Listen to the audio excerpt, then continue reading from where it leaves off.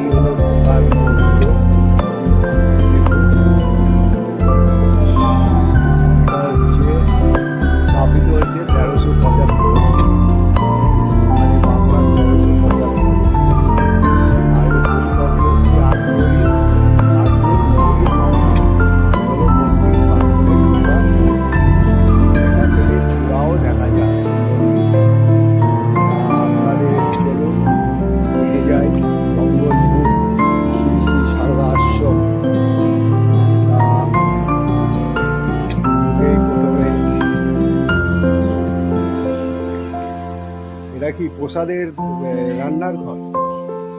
এটা কি প্রসাদের রান্নাঘর, ভোগের ঘর? হ্যাঁ, এটা হলো ভোগের ঘর। এটাই আপনারা পেয়ে যাবেন। এখানে ভোগের রান্না হয় ঠাকুরের। তারপরে এটা হচ্ছে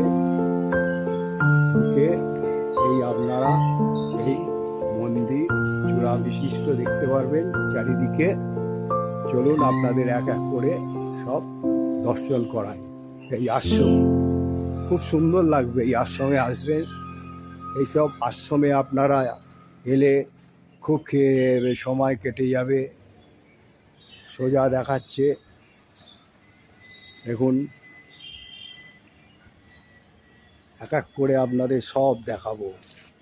মন্দিরখানা চূড়া হচ্ছে, দেখুন 1 2 3 4, আর তারপরে এদিকে হচ্ছে মধ্যিখানে 5 6 7 8 এরকম বিশিষ্ট চূড়া দিয়ে এই মন্দিরখানা তৈরি করেছে। খুব সুন্দর, এবং যে জায়গায় এসছি খুব ভালো লাগবে, গ্রাম্য পরিবেশে। তারপর আপনাদের এখানে এই বাগান তো বেশ ভালো মতনই সাজিয়ে তুলেছে। এই সমাধির পাশেই আপনারা পেয়ে যাবেন একটা জলাশয়, খুব সুন্দর জলাশয়। আপনারা এখানে যদি না আসেন মানে ঠিক করতে পারবেন না। তাই আমি বলবো এই ব্লগটা দেখার পর আপনারা এই জঙ্গলপুর সারদা সেবা কেন্দ্রে আসবেন আর এখানে সময় কাটাবেন। আরও আমি সব বলে দেবো আপনাদের। দেখুন কি সুন্দর এখানে এই জলাশয়, তারপরে এখানে ফুল গাছ, জবা ফুল গাছ, গাছ দিয়ে কত সুন্দরভাবে আম গাছ, তারপরে মন্দিরটির চূড়া দেখা যাচ্ছে সব আম গাছ, তারপরে কত রকমের জবা গাছ, সব সাজিয়ে বাগান গড়ে তুলেছে। চলুন আস্তে আস্তে সব আপনাদের দর্শন করাচ্ছি। এইখানে হচ্ছে আশ্রমের অনুষ্ঠান হয়, দেখুন পুরো ঘুরে ঘুরে আপনাদের দেখাচ্ছি। বড় অনুষ্ঠান হলে এখানে ক্লাস হচ্ছে বাচ্চাদের, দেখুন কত সুন্দর। আচ্ছা মাস্টারমশাই, আপনি দু চার কথা আপনাকে জিজ্ঞেস করবো, এই বাচ্চাদের আপনি পড়াচ্ছেন, এটা কি এরা রোজ পড়ে না এখানে থাকে? এরা এখানে আবাসিক, এরা এখানে থাকে। আচ্ছা, আমি হচ্ছি সায়েন্সের টিচার এবং আমি এখানে সপ্তাহে 3 দিন করে ক্লাস করি এবং আর্টসের টিচারও আলাদা আছেন, কম্পিউটারের টিচারও আছেন। আমার হচ্ছে সায়েন্স ডিপার্টমেন্টটা আমার দায়িত্বে। এই ছাত্রগুলোকে আমি সপ্তাহে 3 দিন করে এখানে ক্লাস করাতে আসি। আমি ম্যাথামেটিক্স এবং ফিজিক্যাল সায়েন্স এবং লাইফ সায়েন্স, এই সায়েন্স মানে আপনি সায়েন্স গ্রুপটা পুরো দেখেন? হ্যাঁ, ইয়েস, সায়েন্স গ্রুপটা আমার দায়িত্বে। আচ্ছা, এই বাচ্চারা কি বাড়ি থেকে ভর্তি হয়েছে না এমনি কোনো? না, এই বাচ্চারা এরা বিভিন্ন মালদা জেলা বলুন বা হুগলি জেলা বলুন বা বিভিন্ন নানা জায়গা থেকে এরা আসে। হ্যাঁ, এরা এখানে থাকে, এরা আবাসিক, এরা এখানে থাকে এবং এখানে এরা হোস্টেলে থাকে, মানে হোস্টেলের মধ্যে এখানে থাকে। হোস্টেলে? হ্যাঁ, এরা সব হোস্টেলে থাকে? হ্যাঁ হ্যাঁ, এটা আবাসিক, এখানকার এটা আসলে আবাসিক এবং এখান থেকে এরা পড়াশোনা করে। এখানে স্কুলটা কোথায়? স্কুল হচ্ছে এখানে কাছাকাছি আমাদের মহিয়ারি হাই স্কুল আছে। হ্যাঁ, তো সেই স্কুলেতে এরা পড়াশোনা করে। হ্যাঁ, সেখানে যায় এবং স্কুল থেকে ফিরে সেখানে আশ্রমেই কোচিং করে। আমি যেরকম কোচিং করাই সেরকম আর একটা স্যারও আছেন, তিনিও কোচিং করান। হ্যাঁ, এবং কম্পিউটারও স্যার আছেন, তিনি বিভিন্ন কোচিং টোচিং করান। কম্পিউটার ট্রেনিং স্কুলটা ওখানে আছে তো? হ্যাঁ হ্যাঁ, আপনি দেখেছেন নিশ্চয়ই। তো এইভাবে এদেরকে গাইড করা হয়। হ্যাঁ, এভাবেই এরা ঠাকুরমা স্বামীজির এই আশ্রমে, হ্যাঁ, এই পরিমণ্ডলে এরা। আপনিও কি ঠাকুরমা বা ঠাকুরের আছে কি দীক্ষিত? হ্যাঁ, অবশ্যই। এবং আমি অত্যন্ত ঠাকুরমা স্বামীজির ভাবানুরাগী। হ্যাঁ, মানে আপনি তার মানে এখানেও সেবা করেন ঠাকুরের? হ্যাঁ হ্যাঁ, আমি এগুলো সেবা বলা যায়? হ্যাঁ, নিশ্চয়ই, 100 বার। এবং বলতে পারেন যে আমার নিজের ঐকান্তিক ভালো লাগে, ইচ্ছা, মানে ঐকান্তিক ইচ্ছা থেকে আমার নিজের মন থেকে আমি এসেছি এখানে, মানে এটা ভালো লাগে। আপনারা তো একটা সমাজ গড়ছেন এই বাচ্চাদের, মানে প্রশিক্ষণ দিয়ে একটা সমাজের, এরা কেউ গিয়ে ইঞ্জিনিয়ার হবে পরবর্তীকালে, কেউ গিয়ে হবে যেরকম নরেন্দ্র মিশনের একটা ইয়ে আছে, বড় বড় মিশন। হ্যাঁ, পুরুলিয়া রামকৃষ্ণ মিশন, সারগাছি রামকৃষ্ণ মিশন, বিভিন্ন রামকৃষ্ণ মিশন আছে। হ্যাঁ, এবং সেই সব জায়গাতে সেখানেও ছাত্ররা থাকে, হোস্টেলে আবাসিক থাকে। হ্যাঁ, এবং তারাও পড়াশোনা করে। এবং এদেরকে শুধু একটাই বলি যে ঠাকুরমা স্বামীজির ভাবাদর্শে তোমরা অনুপ্রাণিত এবং সেই আদর্শে তোমরা নিজেদের জীবন গঠন করো। বিশেষ করে স্বামীজির আদর্শ যেটা বলি, যে স্বামীজির আদর্শে তোমাদের নিজের সেবা জীবন, তোমাদের চরিত্র তোমরা গঠন করো এবং মানুষের সেবা করো এবং তোমরা নিজেদেরকে সুপ্রতিষ্ঠিত করো। তোমরা সমাজে তোমরা একজন হও, এই সমাজের মধ্যে তোমরা একজন হও, কারণ তোমরা ঠাকুরমা স্বামীজির ভাবাদর্শে অনুপ্রাণিত এবং তোমরা এই আশ্রমের পরিমণ্ডলে তোমরা রয়েছো। তোমরা এখানে থেকে তোমরা তোমাদের জীবন এবং তোমাদের চরিত্র, তোমাদের এডুকেশান, তোমাদের শিক্ষা তোমরা তৈরি করছো। তোমরা সুন্দর করে তোমাদের জীবনটা তৈরি করো। এটাই আমার বক্তব্য। ঠিক আছে, আপনাকে ধন্যবাদ। আপনার নামটা? আমার নাম হচ্ছে পুষ্পল রয়। পুষ্পল রয়। তা আপনাকে মাস্টারমশাই, আপনাকে ধন্যবাদ জানালাম এই বলার জন্য। চলুন, আপনাদের মন্দিরটা এখন কারেন্ট নেই, তাও আমি দর্শন করিয়ে দিই।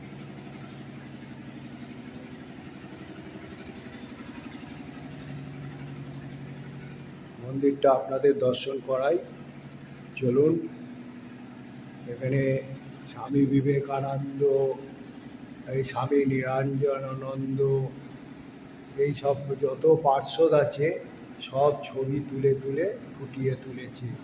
দেখুন, স্বামী প্রেমানন্দ, তারপরে হচ্ছে শারদানন্দ, ব্রহ্মানন্দ, প্রত্যেকে ছবি তুলে ধরেছে। তারপর এখানে হচ্ছে জঙ্গলপুরে শ্রী শ্রী সারদা আশ্রম ও সেবা কেন্দ্রে 1411 দুর্গাপুজো তুলে ধরেছে। প্রত্যেক পার্শ্বদ যত আছে সব ছবি দিয়ে তুলে ধরেছে।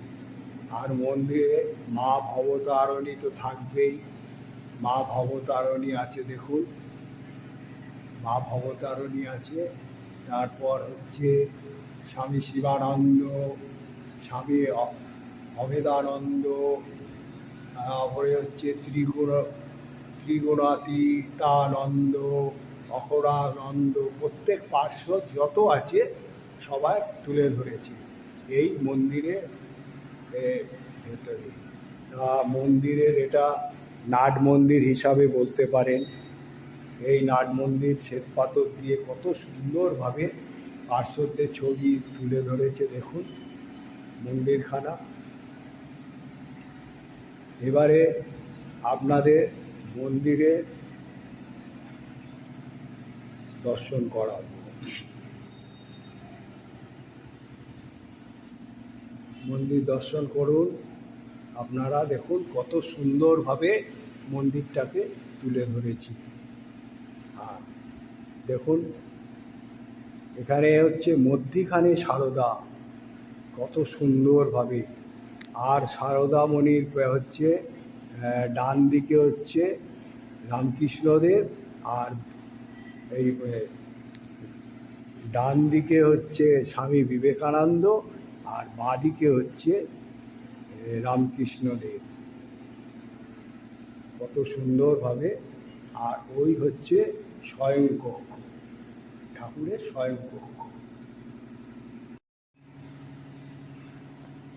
এখানে সব জায়গায় আপনার বেশিরভাগ মন্দিরে ঠাকুর রামকৃষ্ণদেব মধ্যিখানে থাকে, এখানে হচ্ছে সারদা মা মধ্যিখানে রয়েছে, কত সুন্দরভাবে বেদি বিশিষ্টভাবে সাজিয়ে তুলেছে দেখুন কি সুন্দরভাবে।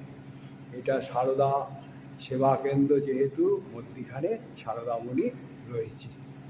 তারপরে রয়েছে আপনার ডান হাতেও রয়েছে, ডান দিকে রয়েছে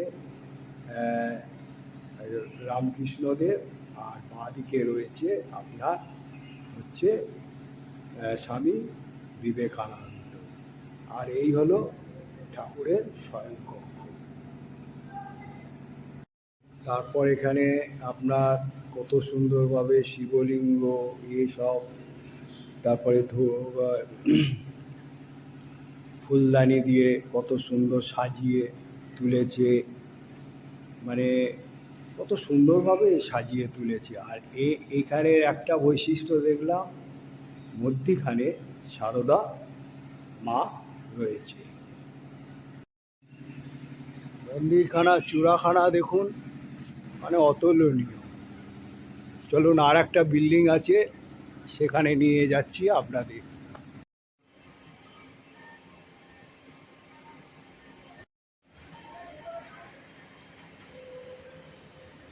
বন্ধু, আমি আপনাদের এই রামকৃষ্ণ আশ্রম দেখাচ্ছি, দেখতে থাকুন। আচ্ছা দাদা, আপনি এই সারদা আশ্রমে মানে মানে এসছেন কী জন্য, আর আপনার মনটা টানে কেন? তা আপনি এই বয়সে যে এখানে মঠে এসছেন, তা আপনি এই মঠ আপনাকে টানে কেন, এই সম্বন্ধে আপনি দু চার কথা বলবেন। আমি এমনি রামকৃষ্ণ সারদা স্বামীজির প্রতি একটু দুর্বল। ওনাদের ভাবধারা, ওনাদের কর্মজীবন, অল্প বিস্তর হলেও একটু পড়াশোনা করি বা করেছি, এবং তার জন্য বিভিন্ন ইউটিউব চ্যানেলও আমি নিয়মিত লক্ষ্য করি, তাই সেগুলো দেখিও। তাতে আমি আকৃষ্ট হই, বিভিন্ন জায়গায় আকৃষ্ট হই, বিভিন্ন জায়গার মধ্যে ঘুরেও এসেছি। আজকে আমি এই জঙ্গলপুর রামকৃষ্ণ সারদা মিশনে এসেছি, এনার সঙ্গে কথা বলে নিয়েছিলাম যে আজকে আমি আসবো, এবং আমরা সস্ত্রীকে এসেছি। এই থাকবো কিছুক্ষণ, 3 ঘন্টা 3টের সময় হয়তো বেরিয়ে চলে যাব, এই পর্যন্ত। তবে ভালো লাগলেও দেখে ঘুরে ফিরে এনাদের যারা আছেন কর্মকর্তা, এনাদের ব্যবহার, এনাদের সব কিছু ওপর সবই ভালো লাগলো, এইটুকুই। ধন্যবাদ আপনাকে বলার জন্য। আর জয় সারদামণি বলে আমি জয় ঠাকুর মা স্বামীজি, নমস্কার, শ্রদ্ধা। আর আপনার নামটা? আমার নাম শ্রী স্বপন কুমার সি, আমি চামপাহাটি থেকে এসেছি। আপনাদের দাদা কত দূর থেকে ঠাকুরের টানে তিনি জঙ্গলপুরে এসছেন, সকাল 7টায় বেরিয়েছেন। দেখুন, আমি একটা ছোট্ট ইন্টারভিউ নিলাম। আমি দাদাকে বলবো অসংখ্য ধন্যবাদ এর জন্য, আমাকে ছোট ইন্টারভিউ দেওয়ার জন্য। আমার একটা ছোট্ট ইউটিউব চ্যানেলকে আপনাকে অসংখ্য ধন্যবাদ জানালাম। সেম টু ইউ জগন্নাথবাবু, এবং নমস্কার। আচ্ছা, আপনি এই যে সারদা সেবা কেন্দ্র যে এটা আপনাদের, এটা কত বছর তৈরি হয়েছে? প্রায় দাঁড়ান আমি বলে নিই প্রশ্ন করে। আর এখানে আপনাদের যে দেখলাম ছাত্রবাস, তারপরে মালদা থেকে পড়তে এসছে, কম্পিউটার ট্রেনিং, তারপরে এখানে মা মধ্যিখানে রয়েছে, এই দু চার কথা এই মন্দির সম্বন্ধে আপনি বলুন, আর আপনার নামটা বলবেন। আর আপনি এই আশ্রমের সঙ্গে কী করে যুক্ত হলেন সেগুলো বলুন, যাতে আমার দর্শক জানতে পেরে এখানে আসুক। আমি চাই এইসব মঠ মন্দিরে আসুক, এই জন্য আপনাকে দু চার কথা জিজ্ঞাসা করছি। বলুন, আপনার নাম বলুন প্রথমে। ঠাকুর মা স্বামীজির শ্রীচরণে প্রণতি জানিয়ে আমি শ্রী অষ্ট দাস, জঙ্গলপুর শ্রী শ্রী সারদা আশ্রম সেবা কেন্দ্রের অ্যাসিস্ট্যান্ট সেক্রেটারি। আমার এই আশ্রমে আসা যাওয়া 2004 সাল থেকে। আমি একজন গৃহী মানুষ, কিন্তু এই আশ্রমের সাথে এমন একটা আধ্যাত্মিক পরিমণ্ডলের সাথে জড়িয়ে গেছি, যেটা আমরা প্রতিদিন না আসলে আমাদেরকে নিজেদের খুব একটা অভাব বোধ করি, যে কিছু বোধহয় একটা হলো না আজকে। তো স্বাভাবিকভাবেই, যেহেতু আমাদের আশ্রমটা আমাদের আজ থেকে প্রায় 55 থেকে 56 বছর আগে প্রতিষ্ঠিত, এবং আমাদের যিনি আশ্রম অধ্যক্ষ ছিলেন প্রয়াত বা স্বর্গত প্রবোধ কুমার পাঠক মহাশয়, যিনি ঠাকুরের অন্যতম পার্ষদ স্বামী বিজ্ঞানানন্দজির আশ্রিত ছিলেন। তো স্বাভাবিকভাবেই, এবং আমাদের যিনি মা ছিলেন, আশ্রম মা ছিলেন, তিনি ছিলেন আমাদের স্বামী বিরজানন্দজির মন্ত্র শিষ্যা। তো স্বাভাবিকভাবে এই আশ্রমের একটা স্থান মাহাত্ম্য আছে।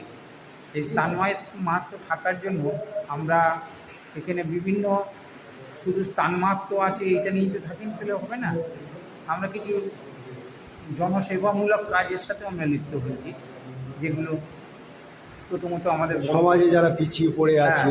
সবচেয়ে বড় পরিচয় এখন আমাদের কাছে, যেটা অনেকের ক্ষেত্রে অনেক জায়গায় আমাদের পরিচিতিরা বিশেষভাবে বিস্তার লাভ করছে, যেখানে আমরা 20 থেকে 22টা ছেলেকে অনাথ বলবো না, দুস্থ অর্থনৈতিকভাবে তারা খুব পিছিয়ে পড়া সৌরিয়া উপজাতিভুক্ত মালদা ছেলেরা, তাদেরকে ক্লাস 5 থেকে এবং 12-এর পরেও তারা যখন ITI কেউ করছে, কেউ বিদ্যা মন্দিরে পড়ছে, এইরকম ছেলেদেরকে রেখে আমরা মানুষ করছি, এবং বেশিরভাগ খরচাটাই আমরা বহন করি।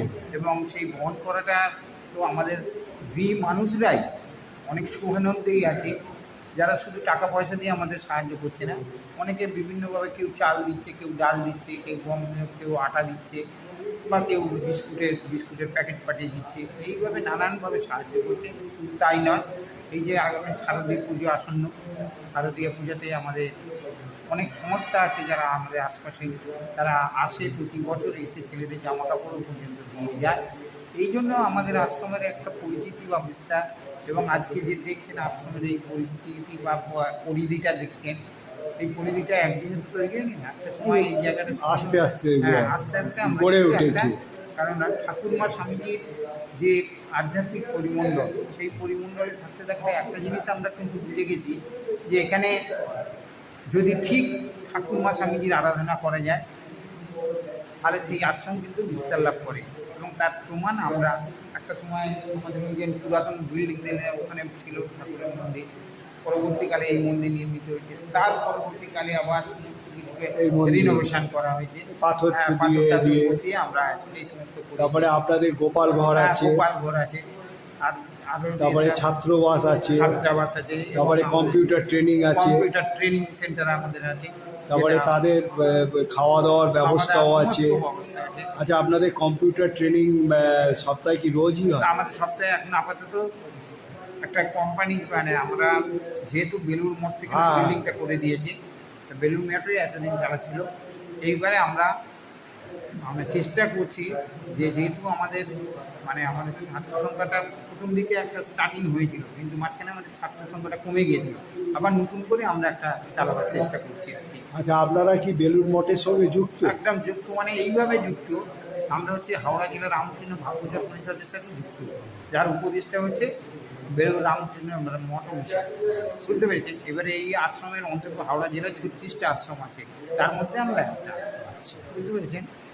এবং এইভাবেই আমাদের কাজকর্ম চলছে। যাক, আপনি আপনাকে ধন্যবাদ। হ্যাঁ, আমি এই বাকিটা আমার সহকর্মী সুব্রত দাসের দিন জেনে নিচ্ছি, আমি আপনাকে ধন্যবাদ জানাচ্ছি। আপনাকে আমি সাথে সাথে ধন্যবাদ জানাচ্ছি। আপনারা এই রামকৃষ্ণ এই চ্যানেলের মধ্যে দিয়ে আমাদের আশ্রমের একটা পরিধি বা তার একটা বিস্তার লাভ কী করে তার জন্য চেষ্টা করছেন। এর আগে দুটো ইউটিউবার এসেছিল এবং আজকে আপনি এসেছেন, আপনাকে অশেষ ধন্যবাদ যে আমাদের আশ্রমের একটা পরিচিতি করে দেওয়ার জন্য। আপনাকেও অশেষ ধন্যবাদ।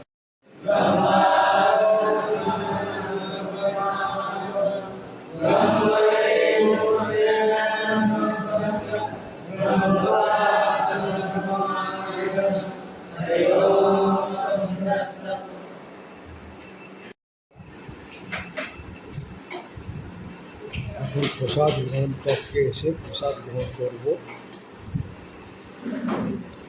ডাল, বাঁধাকপি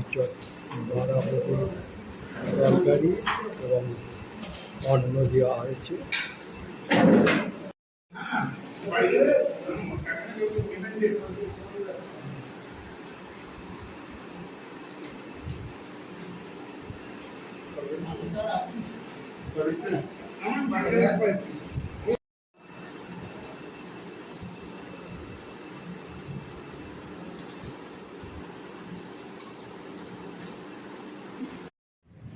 বন্ধু, আজ আপনাদের এই রামকৃষ্ণ আশ্রম তো আমি মোটামুটি সব দেখালাম।